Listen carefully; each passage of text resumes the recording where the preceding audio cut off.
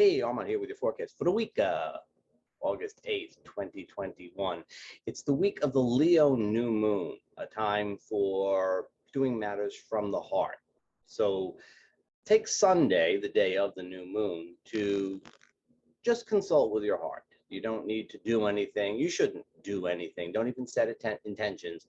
Just consult with your heart. You can light a candle or something like that, ask for a little illumination, but that's about it. You don't want to do too much.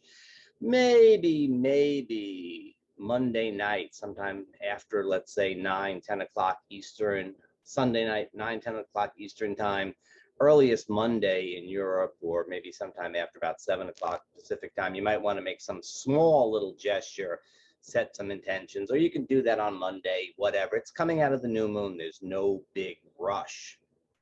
But it's a really good time for things that have to do with creativity, romance, not necessarily relationship, but romance. Not to say the two are opposed to each other, but there's a little difference there. And just what that thing is that energizes you, that makes you feel good, that comes from the heart. That's what this time is about. So we want to look towards that. It's what gives you joy, and you want to make it happen. And we have a fast start out of this new moon. It's not the slow start that we might otherwise expect. We're going to have some aspects that are going to push us along in the beginning part of the week. And then at the end of the week, we're going to be heading towards the first quarter moon. So general outline of your plan for the week is Sunday, day of consultation with yourself. Already on Monday, we start looking towards doing some small gestures. Start, doing a little research. If you want to take acting classes, then maybe you start researching what's available in your area, something along those lines. Just nothing too much. Circumstances indicate that by Tuesday you might be doing some communication on things, and certainly I think the day for really beginning real action is probably more towards Wednesday.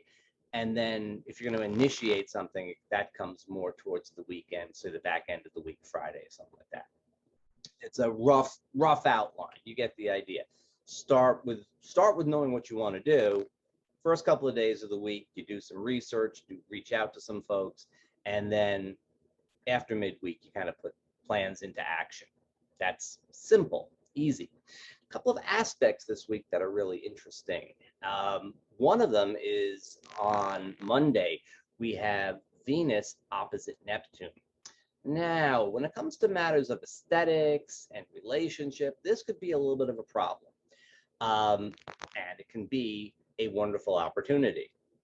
There's a great creative sense to this. You can open up new possibilities. It's a great idea for, let's say, brainstorming a creative project or something like that. Could be a little bit unrealistic. And Venus-Neptune aspect, particularly in relationship, can have a kind of feel to them that is, you either idealize a person and see them as so wonderful, or you could kind of demonize them and see them as so awful.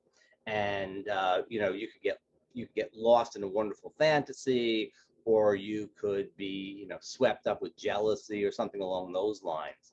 With Venus in Virgo, a small little fact that doesn't really necessarily mean anything could be blown out of proportion by Neptune, that fisheye mirror of Neptune and Pisces, so it's the princess and the pea syndrome, the little tiny thing that makes so much difference that really shouldn't make so much difference. If it's a positive type of thing, it's the same thing, it's the same thing. You just get a little swept up in something that maybe you don't need to get swept up in quite so much. So keep that in mind. Keep it in mind, especially because as we go on through the week, when we get to Wednesday, Venus is going to be trine to Pluto. Now, I'm not saying that it's necessarily a more realistic aspect, but it's a more active aspect. And depending upon what your perceptions are on Monday, you may make changes on Wednesday. If you have doubts about relationship, because it's a closing aspect, because Venus is getting closer to Pluto, there's a little bit more of a tendency to let things go. On the other hand, it's a waxing moon, so if you want to develop something, there's a good opportunity for that as well. But kind of be sure that you're working on the basis of something that is, moderately factual. Whether you're taking things apart or putting them together, you do want to work on the basis of facts. On Tuesday, we have Mercury opposite Jupiter at very end of Leo, very end of Sagittarius, 28 degrees of each sign. There's a little bit of an opportunity for verbosity here. You may say a little too much. You're certainly ready to get your message across. With the moon in Virgo, you might hopefully manage to get the right message across, but you do your fact checking. It's a good time to reach out to people and enlist some help. It's a good time to express your views to a group. But again, you want to take the other's perspective. You don't just want to shout what you have to say. You want to do some listening at the same time. Good opportunity if you listen. Mercury in Leo, I'll tell you, it's not the most listening-oriented aspect. We get towards the, it's really a Wednesday aspect. It goes very much with the Venus-Pluto aspect that we have Mars square the partnership asteroid Juno. Again, there's this kind of going to say what's on your mind in the area of relationship, and it might be, it could be building upwards, it could be tearing down. It's Mars, Virgo. We'll see. Juno hasn't really moved very much since last week. So again, relationship stuff really prominent through the first few days of the week.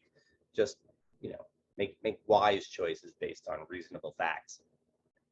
And say what you have to say, but listen as well. That's the strategy for the early part of the week. We're pushing the new moon. The new moon is, just sort of waking up, and all of this stuff is happening. And that's not easy for the new moon. It's not necessarily easy for any of us. It's just being woken a little early and having to do things right away. This is have a cup of coffee and think about things. No, this is act. Thursday, the moon is in Libra. We have some, generally speaking, harmonious aspects on Thursday. From late Wednesday into Thursday, the moon is in Libra.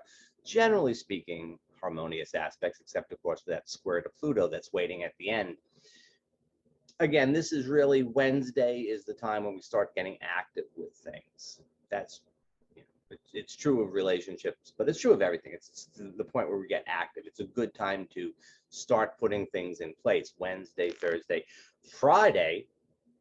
For you triskaidekaphobics, the moon is in Scorpio on Friday the 13th. Ooh, very scary.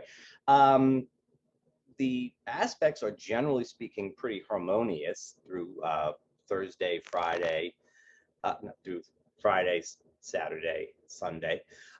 So we'll talk about Sunday next week. So generally speaking, I wouldn't think it was going to be all that bad. It could have a little bit of a goth tinge to things, but there's also, I think, as we approach that first quarter moon, there's also that sense of, really wanting to be active, really wanting to push forward with stuff. So, you're not scared of Friday the 13th. I mean, don't presume on it.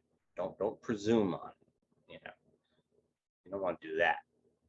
But you want to take this as an active time. The weekend, although it does have a little bit of that scorpionic goth vibe, and there's a little protectiveness about the Scorpio moon that is not necessarily the most outgoing, sociable thing. It'd be great if we take some of those aspects from early in the week and transport them to the weekend, but we kind of can't. We don't even really have a lot of direct aspects to those planets. So there could be a little bit of hesitation, a little bit of that, do I want to go out? Do I want to stay in? Should we do something by ourselves? Should we go? That kind of thing might be a little bit of a hiccup, but it's not going to be very much. So it should be a pretty fun weekend. I mean, for most of us, if you're in the Northern Hemisphere, it's still summertime and it's August, and that's all pretty good stuff. So I wouldn't worry about it very much. All right, there's your forecast. Again, as always, we want to say that this is really the general forecast. It's not specific for you. Get a reading from me, then it's specific for you. But it's not specific for you. But this week, because it is coming out of the new moon, because of the aspects involved, the general pattern ought to hold true pretty well. So if you're able to follow through roughly on the time pattern that I laid out at the beginning of the video, you should be good. And if not, we're going to talk about it next week.